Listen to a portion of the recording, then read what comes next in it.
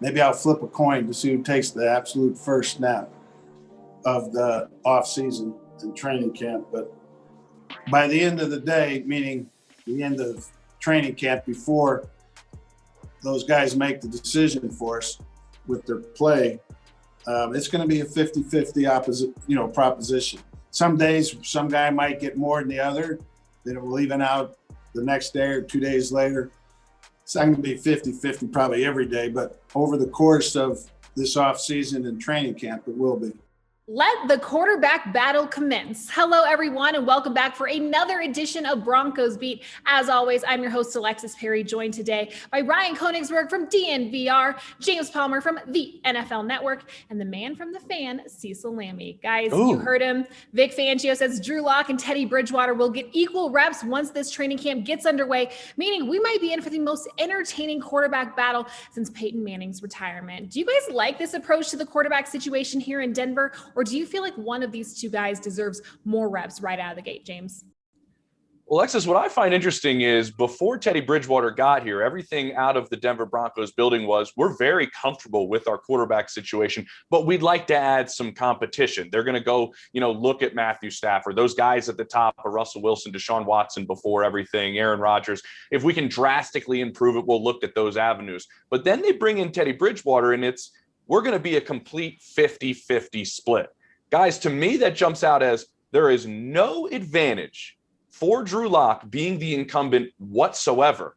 I think that is somewhat telling, Cecil, that he doesn't even have the ability to take snap one in training camp or in the offseason workouts that are starting. I think that is kind of telling that we are going to get a fair assessment of both guys, but it might be a little bit more of an assessment of where they think Drew Lock is right now.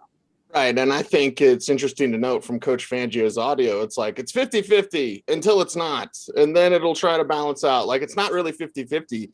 This favors Teddy Bridgewater, in my opinion, because the veteran can come in. He's cool, calm, collected. He's not going to be rattled by any sort of competition. And he's just going to go out there and perform, probably be very safe with the football. So that's something the team will like to look at in practice. And when I look at this situation for Drew Lock, and the word deserve, right? I get a lot of people on social networking that say Drew Lock deserves another chance. In the NFL, you don't deserve anything until you earn it. So if he can beat out Teddy Bridgewater, that is something that he will earn. And then he will deserve to be the starting quarterback. But first, you got to beat out Teddy. Yeah, I think, I came into this thinking, okay, they're going to give Drew kind of the leg up. They would prefer Drew to win this competition because you think, you want the younger guy to win it. As soon as Vic Fangio said he might flip a coin to decide who gets the very first snap, that's when I realized I don't know if that's the case anymore. I think they truly do feel this is 50-50. And the other thing I want to note about Teddy Bridgewater is this is a guy who is extremely well liked. If there was someone who's going to be able to come in here, win the job, and win over the locker room at the same time, I think he might be that guy.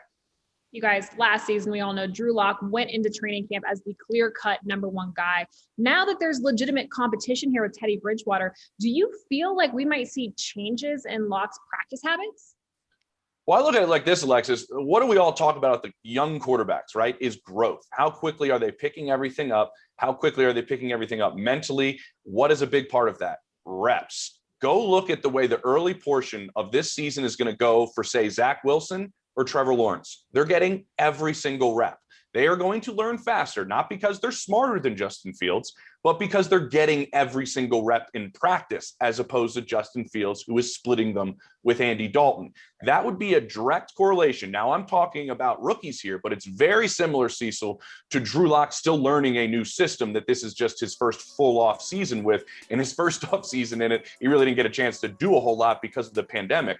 So when you have young quarterbacks learning, you can see an easy tell that when they get all the reps, they learn faster. This is not helping Drew Lock learn faster when he's in a quarterback competition. Look at how quickly Justin Fields will learn compared to those other two quarterbacks. And how does he respond to that? If you're playing Broncos Beat bingo, now is the time where I say, I'm old. I've been covering this team since 2004, and I've seen it time and again. When someone gets in a competition like this, they'll start to press. And that's one thing Lock cannot do. He still has to be himself. And I know that includes gunslinger mentality. Yes, that's fine. That's who he is. I don't want game manager Drew Lock. I want him to have more game manager tendencies, but in practice, he can't be aiming the ball. We've all seen this where guys start pressing and then all of a sudden, instead of ripping it, they're like slowly trying to make sure that pass goes right where I want it to. You can't do that. If you Drew Lock, let it fly, man. Be yourself.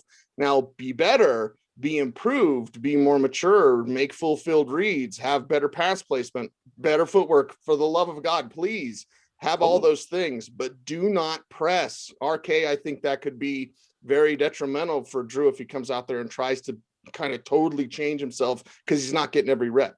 Exactly. And I think this is actually a great exercise for Drew Lock, because if there was one thing that led to a lot of his problems last year, it was him pressing within the games. It was him trying to do too much. It was him trying to play hero ball, was what I called it most of the season. And so I wonder if this exercise of trying to not press in practice can actually help him translate that to the field if he does end up winning the competition and does get out there. This is a different situation for him, but it gives him an opportunity to say, hey, I just got to go out there and play. I got to be myself. Like you said, don't aim the ball. Just go throw it around, but be smart. And, I do think while he's losing some of the reps, he also has the advantage of having a year, and especially last year, in this Pat Shurmur offense with this personnel. And I think that can help him in the competition as well. Well, it's safe to say that this team is already better off with Teddy Bridgewater here for this quarterback competition. Cecil, you actually had Teddy on the Nick and Cecil show last week. What was your biggest takeaway from that conversation with him? Yeah, just team friendly as can be. I mean, the guy's here to compete. The guy is here to push Drew Lock. If Teddy does not win the job, Teddy's not going to be sour within that locker room. He's not, let's say like a Joe Flacco. It's not my job. Like, no, Teddy knows his job. JoJo. He knows his responsibility, and he's comfortable with that. He embraces that. So he is here to teach. He is here to help mold and, help change Drew Lock into the best quarterback he can be, while also pushing himself. And I pressed him on that. Teddy Bridgewater is not here just to be the veteran backup. He's here to start. Now, if he doesn't, he'll be fine with that. But if he does, Broncos country, watch out. This is going to be such an exciting quarterback battle during camp. And I know we will be debating this ad nauseum throughout, but I love way too early predictions. Really quick. RK, let's start with you. Who is going to be the starting quarterback week 1 against the Giants for the Denver Broncos? I think I'm going to be in the minority here, but I'm going to take Drew Lock. I think that when push comes to shove and it is kind of close, the Broncos are going to end up kind of leaning towards the younger guy, the guy that they drafted, the guy that, in my opinion, has a much higher ceiling than Teddy Bridgewater. And I think he's going to do enough in training camp to kind of keep it close. Ceiling or floor, James? What are you taking? Because I'm going to take the floor with Teddy Bridgewater. And I feel you, brother. Yeah, that's where it's at with this team and this defense and this rushing attack. You don't screw it up and turn the ball over. We'll see that. I think preseason games will be huge. But, James, I'm taking the floor, baby.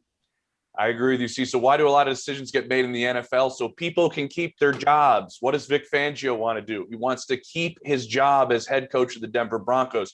My thought would be, let's go with the guy that I know has a less tendency to turn the football over. I have a lot of faith in my defense, Alexis, that's going to go out there and play very well. I run that side of the ball. I know they'll hold their own. We just drafted a running back, traded up for him in the second round. Let's go with the guy that protects the football and helps me keep my job, in a sense, here in Denver. I'm surprised, JP, that you didn't say Aaron Rodgers. Well, that's the only thing that's shocking to me right now. Love it, guys. With rookie minicamp, do we have another segment for that? We have another segment, but it won't be today.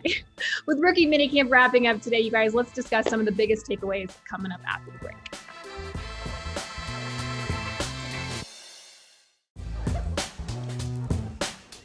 I say the only difference is the terminology. We probably had different terms in college than what we have here right now, but I'm getting the hang of it. I'm just working every day trying to perfect that playbook. So, it's not none too complex because I'm so used to it. It's just different terminology, really. Welcome back to Broncos Beat. Guys, what's not to love about Pat Surtain II? First round pick, he's humble yet confident that he'll be able to pick up this Broncos playbook easily, thanks to the similarities between it and what they're running in Alabama. We all know these Crimson Tide players, they tend to be the most NFL ready thanks to the pro level program that Nick Saban's running. But what kind of advantage does being an Alabama player give PS2 heading into training camp, RK?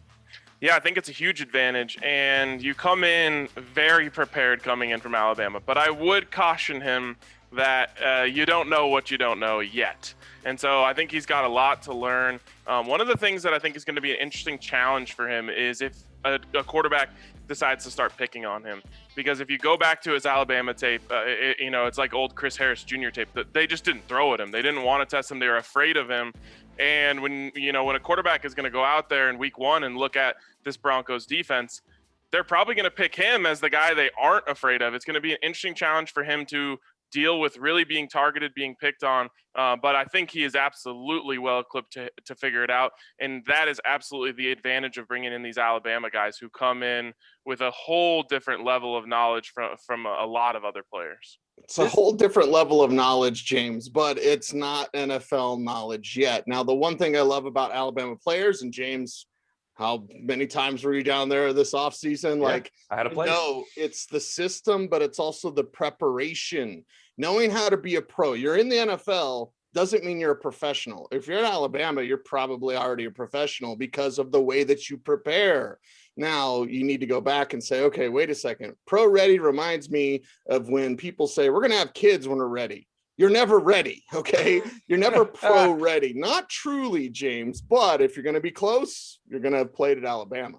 Yeah, this is about as close as you can be. And guys do come out, they look at the playbook, and guys that prepare the way Patrick Surtain has in his college career, which that was one of the most telling things to me when I was down there, is the multiple people coming up to me going, you should have seen this guy Monday through Friday and what kind of player he was, not what he was doing on Saturday. That was like the result of what he did Monday through Friday. And he does pick up the playbook quickly. He's extremely intelligent. He's going from one of the best defensive minds on the planet to one of the best defensive minds on the planet, which helps him. But what is the big difference is, Alexis, he doesn't know about the offensive minds on this planet and the way that teams are going to do things offensively. He may know this playbook, and he does have a good jump start on it, and that's great, and that's a great foundation. But when he starts getting into these early weeks of the season going, whoa, what are they lining up in? Yeah. What is this quarterback changing? What is going on? He can be very prepared on his side of the ball, but he has yet to experience what these offenses in the NFL do.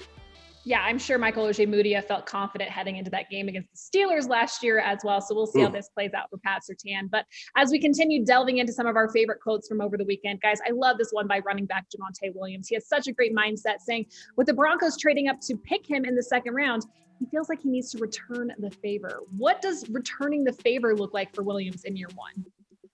I think it's eventually becoming the main back in this offense. Maybe it's not quite as soon as this year, but I think it really could be by the second half of the season.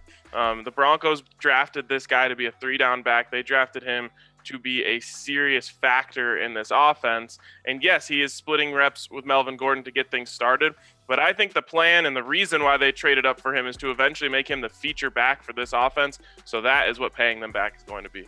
I'm the president of the Pookie fan club. Yeah, you are. I will say this, 1,000 yards. And don't feel like, oh, he can't do it because Gordon's there. Nah, Tatum Bell and Mike Ando, where you at? Mike Anderson and Tatum Bell almost had each 1,000 yards back in the day, 2005, whatever the year was, top of my head. Like, yeah, you could have Gordon still have plenty of success and hopefully play all 16 games, which doesn't always happen with Melvin Gordon, if we're just going to be honest. Pookie Williams is there, as RK said, to be the lead back, James. The sooner that can happen, the better for me. And exactly where they're going to see this, Cecil, training camp. If he shows them in training camp, he is picking up protections. He knows his assignments before week one. They are going to be elated on why they traded up for Javonte Williams. When he starts showing them, I can be on the field on third down. I can be that player that you need in a division full of really good quarterbacks and the best quarterback. When our quarterback play is probably not up to those other teams in the division, what helps us out? The running game, the short passing game. Vic Fangio said, what is a great part of a running back? It is easy to get them the football. If he is on the field because he knows his protections, Alexis, and he knows his assignments, they're going to easily try to find ways to get him the football. And you mentioned, starting Teddy Bridgewater because you don't want to turn the ball over. Well, there's another guy with turnover problems over there, and that would be Melvin Gordon. So he has that as an inside track as well.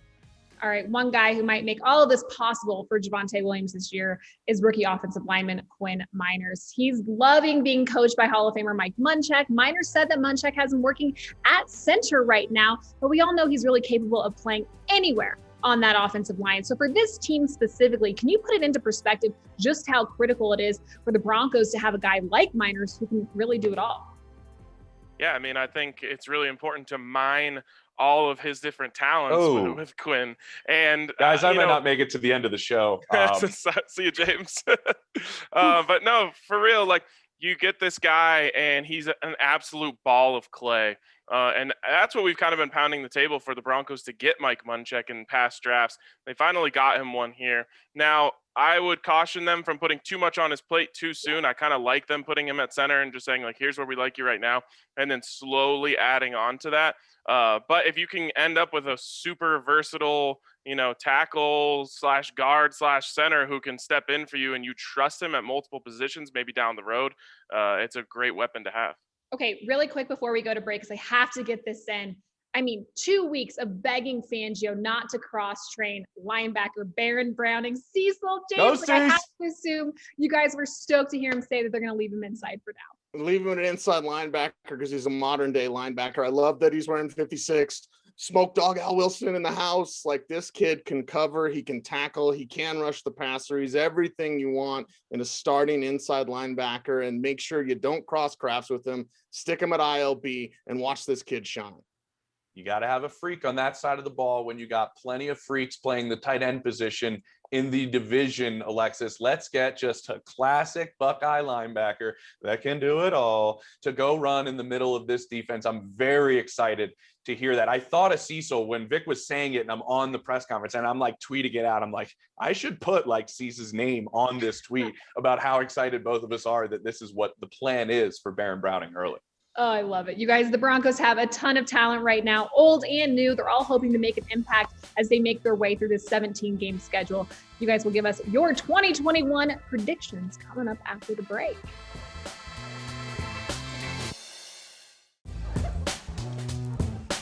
Welcome back to Broncos Beat. Gentlemen, last week we finally learned when the Broncos will be playing who as the 2021 NFL schedule was officially released. As we take a look at the 17-game lineup, Cecil, what stands out most to you?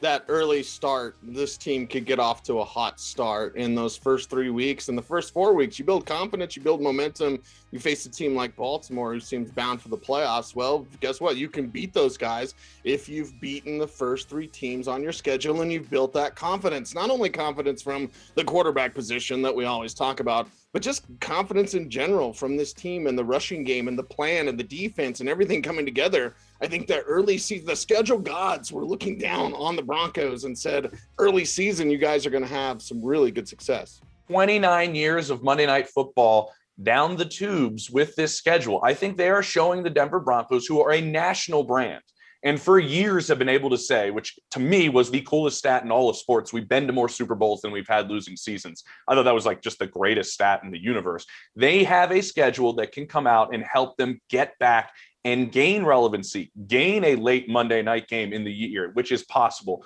And Cecil's early start is extremely right. We had this information sent to us at NFL Network, so I didn't do the research on this. 152 teams have started 0-3 since 1990. 4 have made the playoffs. 101 teams have started 0-4. 1 team made the playoffs. What have the Broncos done each of the last 2 years? They started 0-4 and then 0-3. You need to increase your chances of staying relevant and making the postseason by starting out strong, and the schedule does help them there. Yeah, I think the schedule helps them start to finish here. We talk a lot about strength of schedule, and before the season, you're looking at kind of what happened last year. But I like this stat, which came in from Vegas, which is strength of schedule based on projected wins this year. Well, based on last year, the Broncos have the 5th easiest schedule. Based on projected wins this year, they actually have the 4th easiest schedule. So, obviously they're projecting, but they're not in the business of being wrong out there in Vegas. So they actually think it's easier than it would have been based off of last year's results.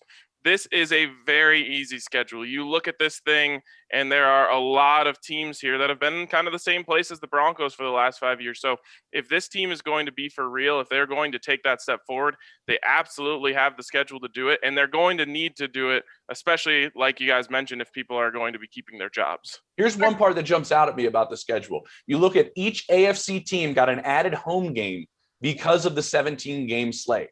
The Chiefs get the Packers, which we're all excited to see Aaron Rodgers, which he will be there, against Patrick Mahomes for the first time ever. That's the added game that the Chiefs got. The added game the Broncos got was the Lions. So I think schedule makers are trying to find a way also to create parity and show this Broncos team that's 5 teams that finished last in their division that you're going to play this year. Ryan's exactly right. This is a schedule that can turn this around. And we look at this roster, I think we do have an opportunity for them to have that relevancy. And let's make our predictions, Alexis, about how many wins we'll have. Okay, James, you already know where we're going with this. I know. I looked at what you sent me. For the first time ever, we're not going to see a 500 record in the league. This is great. So with that said, James, why don't you host the show next week? Why don't you give us your 2021 season prediction? Go. I think they're going to be 9-8. I do think, talking to people in the building, they believe they are a double-digit win team, no doubt. And they do believe that with Teddy Bridgewater at the quarterback spot. That's where it was kind of referenced to me a little bit. I do think they go 9-8. If they do, I do see double digits as a realistic possibility. And I think that would be a great turnaround for this young Broncos team. 10 wins. They're winning 10 games, maybe even 11, depending on how the ball bounces. But double digits, book it, wild card, let's go. And let's get this team with that defense. And again, the physicality, the aggression that George Paton has built on this team that we've talked about all offseason. Well, you really want to face this Broncos team in the playoffs? Get ready. They're coming. Just because Alexis said that it's impossible to go 500, I'm going to say they go 8-1. No, I'm just kidding. Yeah, I'm going to tie in there. I'm going 9-8 as well. I think that's right in the area, but I could see it going 8-9 just as easily as I could see them going 10-7. It's really going to come down to a couple bounces, a couple, late game drives. Can they get it done? They haven't. In the past few years. If Teddy Bridgewater is that guy, if Drew Lock takes a step forward, you can totally see that. And maybe this defense is finally capable to get that one final late game stop that they haven't been able to get the last few years.